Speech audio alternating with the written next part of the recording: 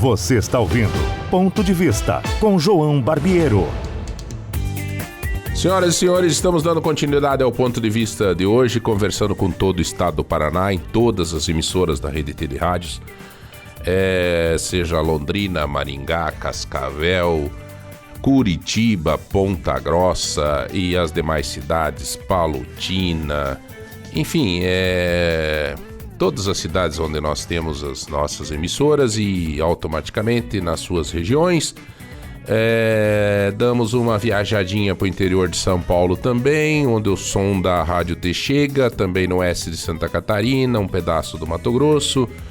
Mas de canto ao outro você vai ouvindo a Rádio T pelo estado do Paraná. Quero agradecer a todos que sempre manifestam que estão ligados com a gente. Estamos gravando essa entrevista para ser fiel ao nosso ouvinte, hoje quarta-feira, gravando a entrevista que vai ao ar no sábado de manhã, cedinho, que você vai estar escutando aí. Então, bom final de semana para você, meu amigo, aonde você estiver no estado do Paraná. Hoje nós vamos conversar, sabe, gente, já vamos falar direto, daqui a pouco vamos entrar na seara de que ela ama falar, né? Que é a educação. Mas eu vou ter que começar falando um pouco sobre a importância de novas lideranças na política. E a importância, dois links assim que se encaixam perfeitamente. A importância da mulher na política. E ainda mais tendo essa veia de nova liderança. Eu estou preocupado realmente com o estado do Paraná, porque nós estamos em várias cidades do Paraná, não que não sejam pessoas de alto gabarito, mas que, repetindo, né? Se nós for a Maringá, né, um candidato hoje que está nas pesquisas aí, o Silvio Barros, fortíssimo, tá voltando. A Ponta Grossa, não sei como é que tá lá, enfim, mas o Marcelo Rangel já foi prefeito, tá voltando. Ou não sei quem, tá voltando.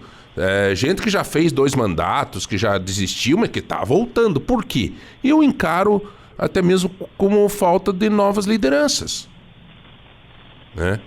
Então, não que esses caras vão ganhar a eleição, mas é um sinal de falta de novas lideranças.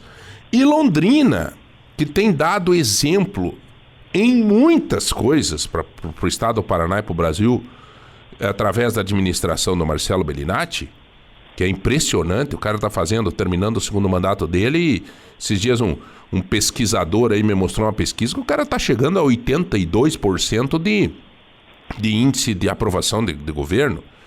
O Marcelo é diferente, eu sempre falei, é um cara diferente. E o Marcelo, eu conversava sempre nos bastidores com ele, quem que vai ter substituir? Não, vai ter a hora certa, João, vai ter a hora certa para nós falar disso, vai ter a hora certa, vamos, né? Não sei, tô pensando, né? E de repente eu já previa que ele vinha com algo novo, diferente, né? E tá aí. Apresentou para a comunidade paranaense e para a comunidade de Londrina, como sua pré-candidata a prefeita, a Maria Tereza Pascoal, que é secretária de Educação em Londrina e que gentilmente topou debater um papo com a gente aqui para até se apresentar um pouco mais ao estado do Paraná. Ela já se apresentou ao estado e ao Brasil através do seu trabalho na Secretaria de Educação de Londrina, com inovações assim que chamam a atenção. Mas é uma forma de nós conhecer um pouco mais a ela. Tudo bem, Maria Tereza? Como vai você? Tudo bem, João. Que alegria te ouvir você falar tudo isso, né? Sobre novas lideranças, sobre mulheres na política. De fato, a gente precisa avançar nessa pauta, né? A gente precisa trazer mais mulheres para ocupar esses lugares. Eu fico muito feliz de ter sido escolhida pelo prefeito Marcelo Bellinati como pré-candidata a prefeita aqui de Londrina. Estou muito orgulhosa, a mulherada também, tenho certeza disso, e a mulherada da educação, né? Porque nós somos mais de 95% dos trabalhadores da educação são mulheres, especialmente da educação básica, né? Que são a educação infantil e ensino fundamental, que os municípios atendem. Então, acho que está todo mundo feliz. Eu tenho recebido muitas notícias de pessoas muito representadas, se sentindo representadas com a minha participação e com a minha indicação aí pelo prefeito Marcelo Bellinati. Ô, Maria Tereza, como é que foi essa decisão tua? Família, parará, como é que foi essa decisão? O Marcelo chegou, foi trabalhando isso na tua cabeça, tal. Foi fácil de tomar essa decisão, de dizer, vou encarar, vou ser candidata a prefeita, pré-candidata a prefeita. Brincadeira, né? Uma das principais cidades do estado do Paraná, né? Isso. Não é uma decisão fácil, mas foi uma decisão do grupo. O Marcelo já há algum tempo falava sobre isso com o grupo. Eu tenho outros colegas secretários, né? O Felipe da Saúde, o Marcelo Cortes, que está na CMTU, e a gente foi conversando longos meses aí sobre essa possibilidade. Marcelo Bellinati dizia, o nosso grupo vai ter um candidato e a gente vai escolher na hora certa. Então a gente já falava sobre isso, né? E é evidente, né, João, que eu preciso de apoio da minha família. Então quando eu liguei para minha mãe, a minha mãe disse, meu pai é falecido, né? Minha mãe disse, não, vamos fazer uma oração e vamos responder agora. Como é que é o nome da mamãe? Minha mãe é uma mulher de muita fé, Maria Regina, uma mulher de muita fé. E ela disse, você está em paz com essa decisão? Eu falei, mãe, eu estou em paz. Então ela falou, você tem o nosso apoio. Então eu tenho o apoio da minha família, eu tenho o apoio do grupo, porque a gente não faz nada sozinho, e tenho o apoio do Marcelo Bellinati, que é um líder super inspirador. Enfim, como você disse no começo, o homem está no final do segundo mandato e tem mais de 70% de aprovação, quase 80% de aprovação, fez uma transformação em Londrina e aí me indicou para que a gente possa seguir, né, eventualmente passar pelo processo, pela pré-campanha, campanha, dia da eleição, primeiro, segundo turno, enfim, tudo isso que se vislumbra pelos próximos meses, mas com a possibilidade de seguir avançando em várias questões que a gente conseguiu aqui em Londrina. Um concorrente teu, e como nós estamos falando com todo o estado, é legal isso porque tem muitas cidades que enfrentam essa mesma situação. Por exemplo, um concorrente teu, ele disse, não, para aí, Maria Tereza chegou em Londrina nos anos de 2000 e... até eu não lembro, eu li a pauta dizendo de um outro município do estado de São Paulo, não sei o que, nós temos londrinenses que podem... Cara, como é que você vai enfrentar esse discurso na eleição, que eu acho uma ignorância extrema, né? Eu moro em Ponta Grossa, fui candidato a prefeito em Ponta Grossa, eu vim fazer faculdade em Ponta Grossa e acabei ficando em Ponta Grossa, fui vereador em Ponta Grossa, não tem nada a ver. Amo Ponta Grossa, uma cidade que me recebeu, nasceu minhas filhas lá e tudo. Como é que é a tua relação com esse tipo de, entre aspas, não é crítica, é sacanagemzinha, assim? Bom, eu escolhi Londrina, né? Estou aqui desde 2017, quando eu vim para cá, porque eu passei num processo de seleção, porque o Marcelo, quando ganhou no primeiro turno, ele fez um processo de seleção nacional para escolher o secretário de Educação ou a secretária. E eu passei em primeiro lugar em todas as fases e o Marcelo me fez o convite. Então, quando eu cheguei aqui em Londrina, eu me deparei com uma rede de de mais de 40 mil alunos na época e 5 mil adultos profissionais, né, envolvidos na rede. E a gente desenvolveu uma relação. Eu amo Londrina, cada pedaço daqui, cada pedaço de Londrina eu conheço, porque eu tenho um indicador lá, que é a minha escola. Eu tenho como que eu vou dizer para a pessoa? Eu conheço Londrina, eu estou preparada, porque eu sou formada em gestão pública, né? Eu fiz a minha especialização em gestão pública. Eu estou há pelo menos 10 anos em cargos de fazer o gerenciamento do recurso público, que via de regra muda a política, mas a situação é a mesma, planejamento, orçamento, lei de licitação, tudo isso. Então eu tenho esse preparo de gestão pública, a gente conseguiu apresentar muitos resultados. A gente reformou todas as escolas, a gente voltou a fornecer uniforme, material para as crianças, a gente organizou lista de espera. Parece simples, mas são noções de gestão que transformaram a educação em Londrina.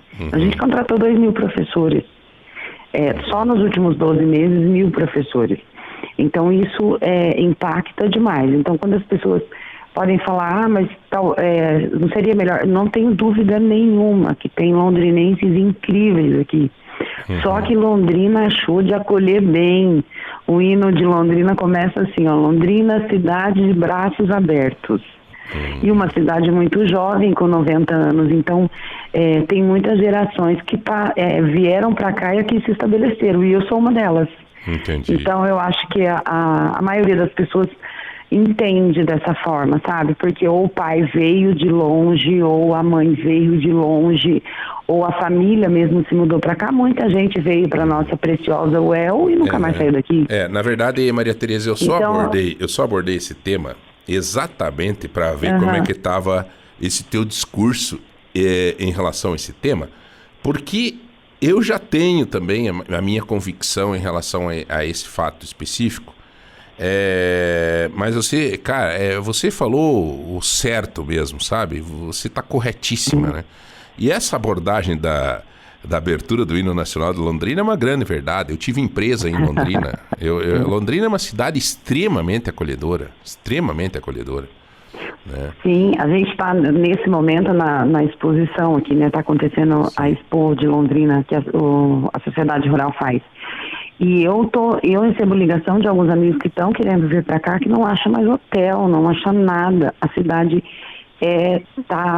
e não é só agora, é o tempo todo, quando tem evento em cidades do entorno. Londrina bomba, final de semana, cheio de gente, e acolhe todo mundo bem. Todo mundo que vem a Londrina tem vontade de voltar. Quem vem passear, todo mundo tem como uma grande referência, né? Eu acho que é bem isso, a cidade me recebeu e aqui estou e à disposição da população. Ô Maria Tereza, deixa eu te pedir uma coisa, você é professora? Você foi professora já? Já esteve em sala de aula ou não? Sou professora já, estive em sala de aula. Eu fiz, João, lembra do magistério que a gente tinha? Quando eu terminei o ensino fundamental, né, saí na época, era a 8ª série. Quando eu terminei a 8ª série, meu pai falou, você vai fazer magistério. E a minha mãe era professora já, né, e eu tive o privilégio de fazer magistério, porque meu pai tinha mandado, mas eu amei o magistério porque minha mãe me ensinou isso, né, a amar a minha profissão. E aí eu trabalhei na sala de aula, eu tenho 43 anos. Eu acho que quando você fala das lideranças lá do começo, eu acho super importante, porque minha geração aí dos 40 hoje deixou um pouco a desejar, né? Ninguém se engajou muito, né? E a gente vê poucas lideranças da minha idade, por exemplo, que sejam destaques mesmo. Parece que tem um vácuo ali. Sim. Então, eu tenho 43 anos, mas eu comecei a dar aula mesmo, em sala de aula para criança, com 19 anos de idade. E fiquei na sala de aula até os 31 anos, mais ou menos. Eu passei um tempão na sala de aula com os alunos, então tenho paixão por isso e falo sempre que a sala de aula é luz na nossa vida. Maria Tereza, naquele tempo do magistério, né? Eu também tenho uma irmã que é apaixonada né? Que foi professora, foi diretora de escola, eu gostaria até, nunca fiz essa pergunta para ela, vou fazer para você agora. Naquele tempo do magistério para hoje, o que mudou e o que você imagina em relação ao celular? Cara, eu tenho uma filha de 14 anos, uma filha de 10. Meu Deus do céu, essa praga desse celular aí tá incomodando de um jeito. O que tá fazendo com os nossos filhos? Como que você imagina? Hoje, como secretária de Educação, talvez amanhã, não sei, vai disputar um pleito como prefeita de Londrina, pré-candidata. Que tratativa, o que você faz com isso, pela experiência que você tem na educação? Como que a gente pode conviver com isso? Bom, eu tenho vários palpites, viu, João? Porque eu não sou pesquisadora do assunto, então não são hipóteses, são tudo palpite, né? Aqui a gente faz vários palpites do que eu tenho visto na educação. A gente tem um projeto aqui que chama letramento digital. O que é letramento digital? É igual o letramento do ABC. Você não tem que aprender o A, o B, o C, o D. Alfabetização. A gente precisa se alfabetizar digitalmente para entender como esse trem funciona. Aí a gente tem esse projeto do letramento digital, que é a primeira cidade do país que botou isso na educação básica, para ensinar as crianças como é que funciona. Eu sempre falo isso para os pais. Você deixa seu filho de 7, 8 anos sair sozinho na rua? Não. Por quê? Porque tem um carro, porque tem pode passar uma pessoa desconhecida, pode ter alguma pessoa mal intencionada. Eu falo, mas você deixa teu filho de 7, 8 anos, às vezes, entrar no celular sozinho. E o mundo digital é tão perigoso quanto o mundo real. Então, quando a gente fala isso para os pais, então os pais têm que ter o controle do que está vendo, sim, tem que monitorar e tem que ensinar a criança. Esse curso de letramento digital, ele ensina como que funciona a internet. Tem que saber o que é a programação, que com a programação você cria qualquer coisa, inclusive um perfil para mentir, para enganar, para cometer crimes, fazer bullying, cyberbullying. Então, assim, a gente precisa, qual que é a solução para isso? Porque isso já tomou conta das nossas vidas. Primeira solução é entender que este aparelho, que essa tecnologia não é só para jogar e brincar. Que dá para aprender. Então, isso é importante também ter na escola, para a criança saber que com o celular ela faz uma pesquisa, com o celular ela interage num joguinho, e joguinhos pedagógicos, tá? E a criança tem que entender como esse celular funciona, como essa tecnologia funciona. Então, não tratar como um vilão inimigo, mas trazer incorporar no dia a dia para coisas boas também. Olha, você não pode dizer tudo que você pensa na internet, alguém vai se magoar com aquilo. A minha maior preocupação, João, com tudo isso, é a saúde mental das crianças. Porque eu vejo, às vezes, comentários de algumas pessoas que não estão nem aí, se estão te magoando ou te ofendendo. Sim. Só que se isso é para uma criança, para um adolescente, isso pode ter um efeito devastador. Então, assim, explicar para as crianças, a melhor forma é conscientizar, educar e formar. A escola faz isso muito bem, a gente tem o letramento digital e a gente tem os nossos professores preparados para usar a tecnologia. E as crianças vão entender que elas podem usar isso de uma forma positiva, mas que tem que tomar todo o cuidado do mundo, que é como se estivesse andando numa rua sem estar na faixa de pedestre. Eu gostei muito dessa tua colocação, no sentido da gente dizer para os nossos filhos, né, você fazer esse questionamento, né? Você me questionou, acabou me questionando, você deixa teu filho fazer isso, deixa teu filho fazer aquilo. Agora, ele ficar à vontade no mundo digital, e esse é um erro nosso, né? Esse é um erro que a gente acaba cometendo bastante, né? Outra coisa que eu queria te pedir, a escola... Tem que falar para as crianças, isso. A escola em tempo integral, eu vejo que Londrina tem sido um destaque nisso. Como que vocês trabalham com a questão dos pais? Porque a escola de tempo integral, ela é ótima, né, principalmente na escola pública, muitas vezes tem alunos que nem tem uma alimentação tão perfeita em casa, tem uma alimentação melhor numa escola do que em casa.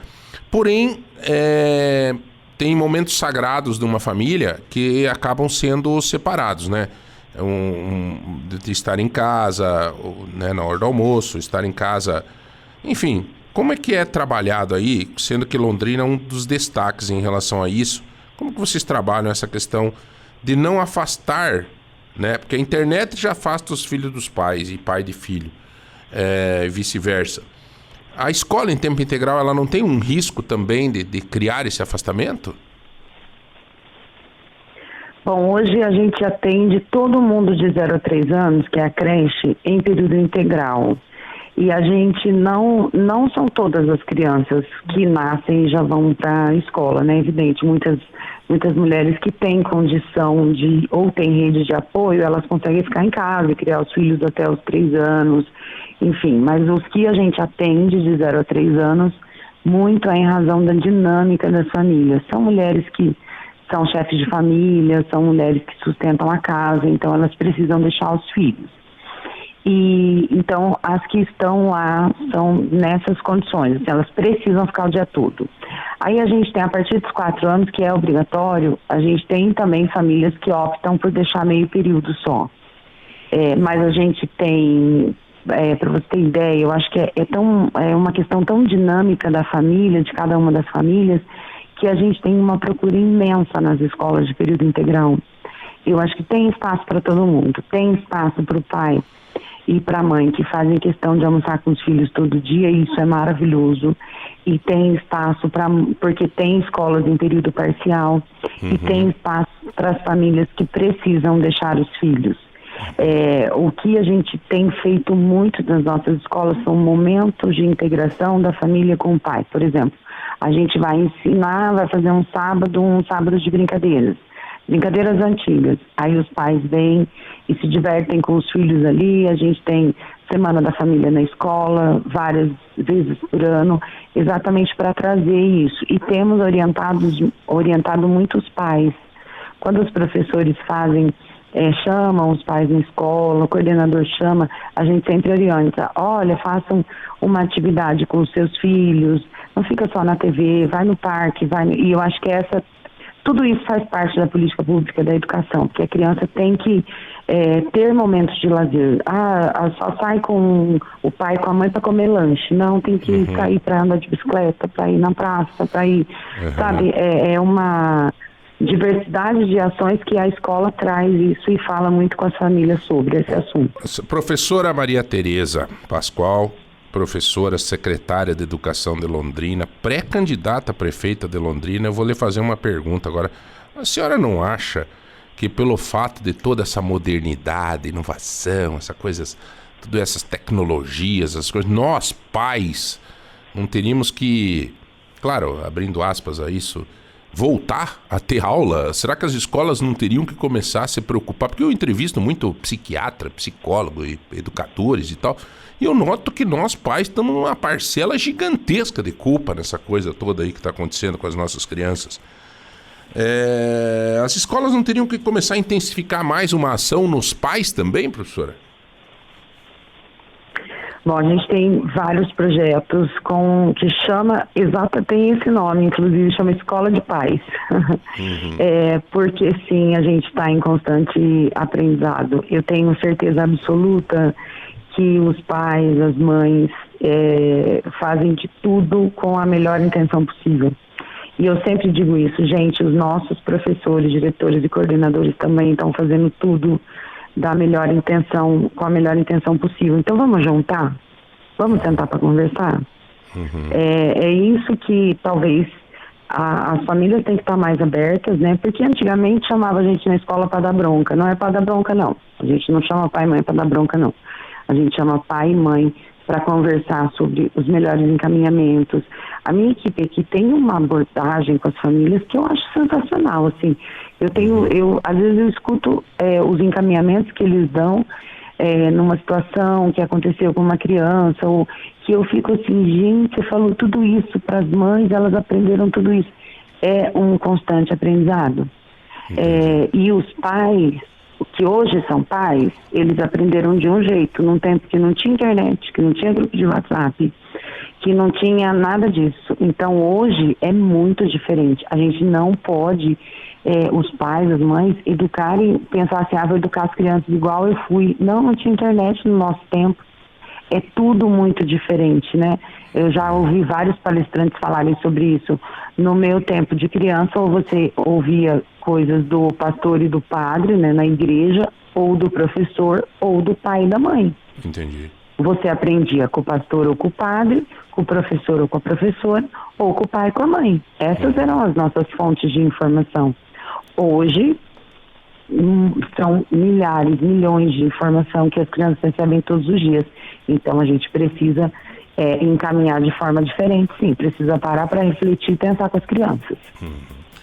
Olha, professora, a gente via falar assim, né? Claro, via falar da senhora, já teve matéria no Portal de Ponta sobre a sua filiação no Progressista e tal.